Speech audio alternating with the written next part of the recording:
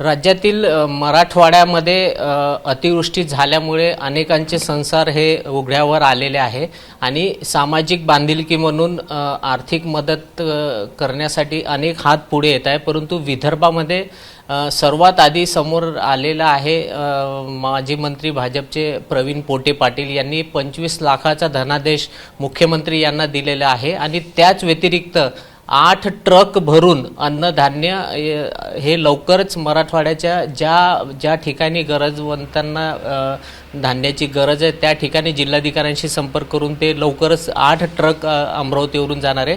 आपल्यासोबत प्रवीण पोटे पाटील स्वतः आहे। काय सांगाल, खूप परिस्थिती गंभीर आहे मराठवाड्यामध्ये जे पूर आल्यामुळे, आता काय तुम्ही नियोजन केलं आणि किती लाख रुपये तुम्ही दिले? आज सध्याची परिस्थिती जर महाराष्ट्रात पाहिला तर अत्यंत दैनंदिन परिस्थिती शेतकऱ्यांची झालेली आहे। आज आपण आपला ABP माझा किंवा आपण अनेक माध्यमातून पाहतो तेव्हा आपल्या डोळ्यात साधारणतः पाणी येताना आपल्याला दिसते आहे की आता आपण काहीतरी एक मदत केली पाहिजे आणि थोडेफार आपल्याला एक आपला खारीचा वाटा म्हणून मी असं विचार केला की म्हटलं आपण दरवेळेस प्रत्येकाला मदत करतो, अनेक स्टेटमध्ये अनेक राज्यामध्ये आपण मदत आजपर्यंत केली आहे, तर आपण तर महाराष्ट्रात राहतो की महाराष्ट्रामध्ये आपण मदत केली पाहिजे या दृष्टिकोनातून मी देवेंद्रजी फडणवीस साहेब महाराष्ट्राचे मुख्यमंत्री यांना मी 25 लाखाचा धनादेश दिला। पण मी धनादेश देऊनच थांबलो नाही, तर मला असं मी ठरवलं की सगळ्या लोकांना फार गरज आहे। काही लोकांची घरं डुबली आहेत, काही लोकांची घरं पडली आहेत, त्याच्याकडे काही आज सध्या व्यवस्था नाही, समोर दिवाळी तोंडावरती आहे, तर त्यांना आपल्याला उपयोगाच्या वस्तू काय देता येईल, त्यांना धान्य देता येईल, त्यांना अंगावर घ्यायसाठी कपडे घेता येईल किंवा ब्लँकेट्स आहे, असे साधारणतः मी मोठ्या प्रमाणामध्ये एक 8 ट्रक साधारणतः त्या जिल्ह्यामध्ये मी पाठवण्याची व्यवस्था करतो आहे आणि त्याची सुरुवातसुद्धा झालेली आहे। मी पश्चिम महाराष्ट्र आणि मराठवाड्यामध्ये त्या कलेक्टरांशी बोललेलं आहे आणि माननीय मुख्यमंत्री देवेंद्रजी फडणवीस साहेब त्यांनीसुद्धा माझं बोलणं करून दिलं आणि ती मदत आपण प्रॉपर ठिकाणी गेली पाहिजे आणि ज्याला गरज आहे त्यालाच मिळालं पाहिजे, त्या दृष्टिकोनातून आपण हे काम करतो आहे। मला असं वाटतं याच्यामधून हे तर मी एक हात मदतीचा म्हणून या ठिकाणी मी काम करतो आहे। आमचे चिरंजीव आहे श्रेयस दादा, हा सुद्धा मोठ्या प्रमाणात यामध्ये काम करतो आहे। मला असं वाटतं एक हात मदतीच्या दृष्टिकोनातून सगळ्यांनीच समोर आलं पाहिजे का हे गरज आहे आज, कारण कास्तकारासाठी आपण केलं पाहिजे, शेतकरी हा महत्त्वाचा आहे, आपला देशाचा कणा या दृष्टिकोनातून आपण काम करतो आहे याच्यात। याआधी पण आपण अनेक ठिकाणी मदत केलेली आहे, काय सांगाल कुठे कुठे तुम्ही प्रामुख्याने मदत दिलेली आहे? सर्वात महत्त्वाचं असं आहे की 2005-06 मध्ये शेतकरी आत्महत्या महाराष्ट्रामध्ये आणि विदर्भामध्ये फार मोठ्या प्रमाणात होत होत्या, त्याला एक काहीतरी कुठेतरी आपण एक थोडा बळ दिलं पाहिजे किंवा त्यांना थांबवलं पाहिजे, कुठेतरी त्यांना एक ते ज्या लोकांमध्ये निराशा आली ती शेतकऱ्यांच्या निराशाला कुठेतरी थांबवलं पाहिजे या दृष्टिकोनातून आपण तेव्हा मोठ्या प्रमाणामध्ये शेतकरी आत्महत्या थांबवण्याच्या दृष्टिकोनातून एक सामूहिक विवाह सुरू केले होते। 2005 मध्ये मी सामूहिक विवाह 2100 केले, 2006 मध्ये मी 3100 सामूहिक विवाह केले। त्या काळामध्ये महाराष्ट्राचे मुख्यमंत्री देशमुख साहेब होते, विलासराव देशमुख होते, ते सुद्धा या कार्यक्रमाला आले होते आणि मी त्या कार्यक्रमामध्ये 10,000 रुपयाची मदत मी माझ्याकडनं केली होती आणि मग जेव्हा 2006 मध्ये विलासराव देशमुख आले त्यांनी सांगितलं की बाबा तुम्हाला हा जर स्टेजमध्ये जाऊन तुम्हाला बोलायचं आहे, लोकांना जर तुम्हाला आशीर्वाद द्यायचा आहे जोडप्यांना, तर तुम्हाला शासनाकडनं सुद्धा मदत करावी लागेल। ती जी मदत सुरुवात झाली ती आपल्या इथून अमरावतीमधून आपल्या कार्यक्रमापासून सुरुवात झालेली आहे आणि आपलं असं आहे की आपण एक कुठली एक सुरुवात करतो आहे, त्यानंतर महाराष्ट्रामध्ये किंवा आपल्या विदर्भामध्ये मोठ्या प्रमाणात सामूहिक विवाह झाले आणि शेतकऱ्याला गरीब कुटुंबाला त्याचा एक चांगला आधार मिळालेला आहे। त्यानंतर आपण अशा काही बऱ्याच गोष्टी केल्या। गुजरातमध्ये भुजमध्ये भूकंप झाला, त्या भूकंपामध्ये मी स्वतः 40 दिवस मी 4 ट्रक घेऊन 4 ट्रक म्हणजे तांदूळ आणि डाळ घेऊन डाळ खिचडी तिथे मोठ्या प्रमाणात तिथे लोकांना जीव घातला आणि सोबतच त्यांना तिथे काय आपल्याला व्यवस्था करता येईल, आपल्याला काय करता येईल या दृष्टिकोन काय मदत करता येईल या दृष्टिकोनातून तेव्हा तत्कालीन मुख्यमंत्री तेव्हा आपले हे होते आपले मोदीजी होते, तर त्यांनासुद्धा तेव्हा त्या काळात मी चेक दिला होता किंवा महाराष्ट्रातून एक येऊन त्यांनीसुद्धा मला तेव्हा तारीफ केली कि एक महाराष्ट्र से एक आके हमारे को बोले आप चेक दे रहे, ये बहुत बड़ी बात है, बोले कि हमारी आस्था महाराष्ट्र के लोगों से महाराष्ट्र को लोगों के बोले हमारे तरफ से हमारे साईड से आस्था आहे असं त्यांना म्हणायचं होतं ॲक्च्युली। त्यानंतर अनेक गोष्टी झाल्या। बिहारमध्ये लालू प्रसाद यादव आपल्या इथे आले होते, तेव्हा तत्कालीन आपल्या प्रतिभाताई पाटील त्या देशाच्या राष्ट्रपती होत्या, राष्ट्रपती असताना त्यांनी आपल्या सांस्कृतिक भवनला कार्यक्रम झाला आणि त्या कार्यक्रमामध्ये त्यांनी अनाउन्समेंट केलं की बाबा आपल्या बिहारमध्ये आमचं असं हे झालेलं आहे, मोठ्या प्रमाणात बहाड आलेली आहे, खूप पुराने हे झालेलं आहे, तर तुम्ही आम्हाला काहीतरी मदत करा। तेव्हा मला कानात बोलून मला प्रतिभाताई पाटीलने म्हटलं की तू मदत कर, तू नेहमीच लोकांना मदत करतो. मग मी तेव्हा त्यांना 5 लाख रुपयाचा चेक दिला आणि या ठिकाणून त्यांनी जुने कपडे द्यायला सांगितले होते, पण मी तेव्हा जवळपास 1 ट्रक पूर्ण भरला नव्हता, पण जवळपास कपड्याची पूर्ण मदत बिहारमध्ये आम्ही तेव्हा पाठवलेली होती. त्यानंतर हे सातत्याने हा गोष्टी आपण करत राहिलो. गुजरात झाला, त्यानंतर करोनाचा भूकंप आला, करोना आला. करोनामध्ये मोठ्या प्रमाणात आपण पाहिलं की आपल्याला 2 वर्ष लोकांना काहीच करता आलेलं नाही. मग कोणासाठी धान्याची व्यवस्था असो, लोक मरत होते तेव्हा आपण ऑक्सिजन प्लांट आम्ही आमच्या ट्रस्टमार्फत आपल्या सरकारी हॉस्पिटलमध्ये उभा केला. नंतर बेड्सची व्यवस्था केली. त्यासाठी मग खूप मोठ्या प्रमाणामध्ये मृतदेह असल्यामुळे किंवा त्या मृतदेहांची व्यवस्था लागत नव्हती म्हणून आपल्या इथे हिंदू स्मशान भूमी आहे, त्या ठिकाणी आपण एक गॅस शवदाहिनी दिली.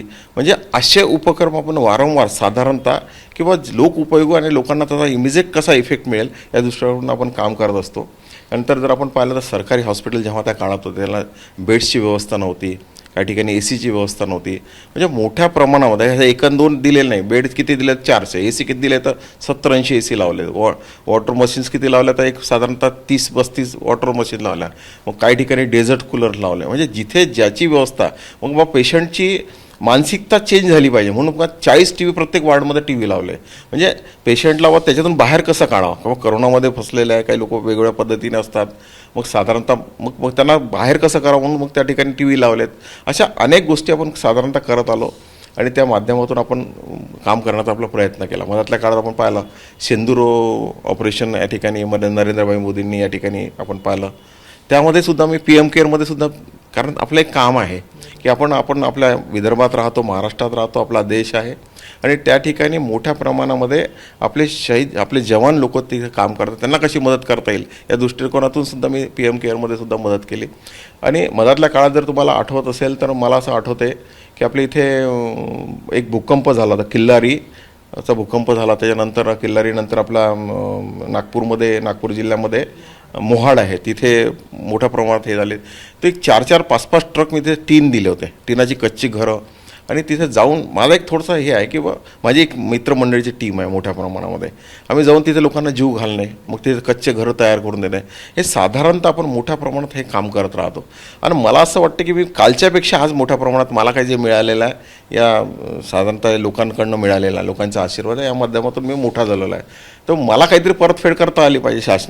शासन तर करते शासनच्या लेवलला, पण मलासुद्धा एक प्रवीण पोटे या नात्याने मलासुद्धा काहीतरी करता आलं पाहिजे. या दृष्टिकोनातून आपण एक हातमदती या दृष्टिकोनात करत राहतो.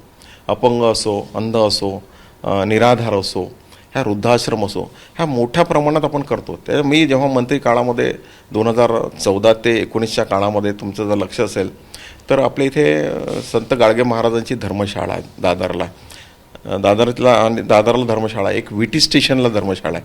ह्या दोन्ही धर्मशाळा खूप एकदम शीत हे झाल्या होत्या. मी त्या एकदम चांगल्या परिस्थितीत तयार करून दिला, प्लास्टर करून दिले, टाईल्स लावून देणे, म्हणजे एकदम चांगला डेव्हलप करून दिलं. दादरच्या धर्मशाळेवरती ते आपण एक मजलासुद्धा वरती बांधलेला आहे. नंतर आपण मधातल्या काळात आपण जर पाहिलं तर अमरावतीमध्ये कॅन्सर एक हॉस्पिटल झालं. सुरुवात जेव्हा झाली कॅन्सर हॉस्पिटलला तर मी ते सुरुवात केली की मला 5 लाख रुपये दिले, त्यांना देऊन टाकले पटकन. म्हणजे अनेक ठिकाणी आपण असं मला असं वाटलं की बा इथे आवश्यकता आहे. अच्युत महाराज हॉस्पिटल जर आपण पाहिलं तर आपलं हार्ट हॉस्पिटल आहे, त्याची सुरुवात मी माझ्यापासूनच केली, मीच सुरुवात केली. त्यानंतर मग मोठ्या प्रमाणात सुरुवात झाली, लोकांनी तर डोनेशन्स देणं चालू केलं. आज हॉस्पिटल मोठं झालं, आज आपल्या इथे कॅन्सर हॉस्पिटल चांगल्या पद्धतीने रन होत आहे. म्हणजे ह्या सगळ्या महत्त्वाच्या गोष्टी आपण चांगल्या प्रमाणात करण्याचा आपला प्रयत्न राहतो.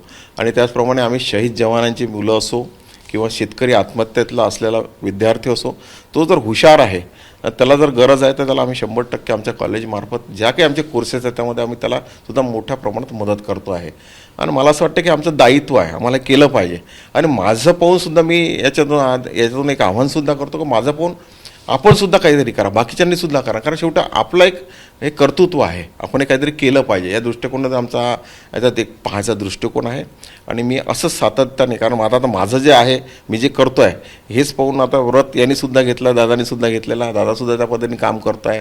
म्हणजे आम्ही दर दिवाळी तुम्हाला एक सांगतो की आम्ही साधारणतः गरीब लोकांकडे जाऊन दिवाळी करतो. गरीब दिवाळी म्हणजे कसे, आता रस्त्यावर राहणारे लोक आहेत, त्या ठिकाणी पारधी बेडे आहेत, की ज्या ठिकाणी ज्यांना काही असं गोडधोड होणार नाही, मिळणार नाही, किंवा त्याच्यासोबत जाऊन आपल्याला फटाके देणं असो, कपडे देणं असो, हा साधारणतः मोठ्या प्रमाणात आपण काम करतो. मधातल्या काळामध्ये मी मुंबईमध्ये पंडित दीनदयाल उपाध्याय हे आम्ही एक हे चालू केलं होतं की त्यामुळे आम्ही मुंबईमध्ये माझं जिथं ज्या ठिकाणी बंगला होता त्या ठिकाणी मी पंडित दीनदयाल उपाध्यायचं मी मदत सेंटर चालू केलं होतं.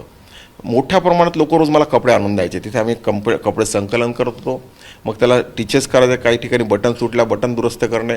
पण साधारणतः मुंबईमध्ये ज्या मी ठिकाणी माझा बंगला होता त्या ठिकाणी सगळे श्रीमंत लोक असायचे. त्यामुळे आम्हाला ते कपडे आणून द्यायचे. आम्ही ते कपडे व्यवस्थित सिलाई करून पॅकिंग करून आम्ही काय करत होतो त्या ठिकाणी त्या मुंबईच्या आउटसाईडला म्हणजे आपलं ते ज्या ठिकाणी हे आहेत ना आपण त्या पालघर वगैरे त्या लोकांना आम्ही ती मोठ्या प्रमाणात पॅकिंग करून आजही सुद्धा पॅकिंग करून देत होतो. आणि आजही सुद्धा ते निरंतर चालू आहे. कारण ज्या गोष्टी आपण गरज म्हणून काही करू लोकांना मदत करतो त्या ठिकाणी आम्ही खेळणे देत होतो. काही ठिकाणी सायकला लोकांच्या यायच्या आम्हाला त्या सायकली देत होतो. पण ते ज्या मुलाला ज्याला काही मिळालंच नाही तो फार खुश व्हायचा आणि आम्हाला त्यांचा आनंद पाहायला त्याला एक चांगलं वाटतं की आपण काहीतरी एक चांगलं काम करतो. मग अशाच संस्था समोर यायला लागल्या. काय असते तुम्हाला सांगतो, कुठलंही काम करत असताना लोक अनुकरण करतात. कोणी एखादा जर तंबाखू खात असेल तर त्याचं अनुकरण करतात. मग मी चांगलं काम करतो माझं कोणतरी अनुकरण करणं, जेणेकरून हा देश माझा आहे, हे माझं कर्तव्य आहे, या दृष्टिकोनातून आपण काम करण्याचा आपला प्रयत्न राहतो आहे. हे होते तुमच्या कार्याला खूप खूप अभिनंदन आणि सलाम. तर हे होते प्रवीण पोटे पाटील, ज्यांनी सांगितलं की माझं कर्तव्य आहे महाराष्ट्रासाठी आणि संपूर्ण भारतामध्ये काहीतरी आर्थिक एक हात मदतीचा देण्यासाठी तो मी करतोय आणि इतरांनी सुद्धा पुढे येऊन एक हात मदतीचा करावा अशी मागणी सुद्धा त्यांनी ABP माझा बोलताना केलेली आहे. कॅमेरामॅन अमोल देशमुखसह प्रणय निर्बाण, ABP माझा, अमरावती. ABP माझा, उघडा डोळे बघा नीट.